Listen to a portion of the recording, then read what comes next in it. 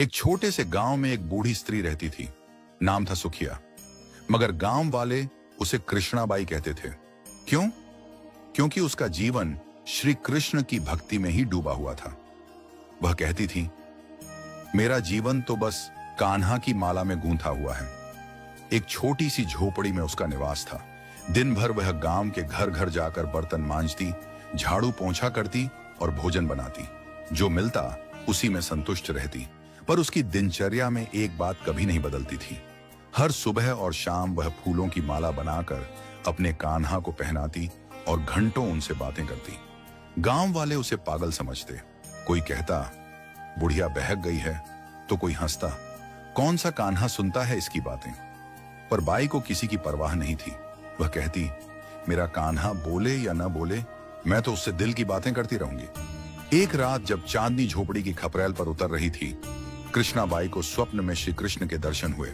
कान्हा बोले, बाई कल इस गांव में प्रलय आने वाली है, तू यह गांव छोड़ दे और पास के गांव चली जा। सुबह होते ही बाई ने अपनी गठरी बांधी, कान्हा की मूर्ति को गोद में लिया और बैलगाड़ी मंगवाई। गांव वालों को उसने बताया कि श्री कृष्ण ने प्रलय की चेतावनी दी है। पर कौन सुनता पगली बाई की बात। सब हंसे। देखो, यह फिर कोई सपना लेकर आ गई। गाड़ी चल पड़ी।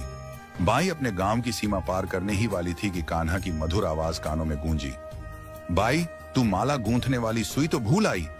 यह सुनते ही बाई का दिल तड़प उठा। हे नंदलाल, कैसे माला बनाऊंगी, ये तो मेरे प्रेम की डोरी है। बाई ने गाड़ी रुकवाई और बदहवास झोपड़ी की ओर भागी। लोग हंसते रहे। देखो, अब सुई लेने भाग रही है। पर बाई ने किसी की परवाह न की।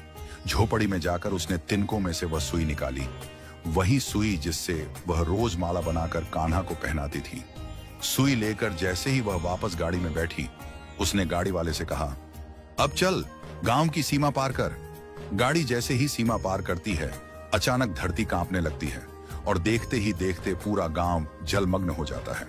झोपड़ियां, खेत, पेड़ सब जल समाधि में समा जाते हैं। गाड़ी वाला स्तब्ध था। उसकी आंखों से अश्रुधारा बह निकली। उसने कृष्णाबाई के चरण पकड़ लिए।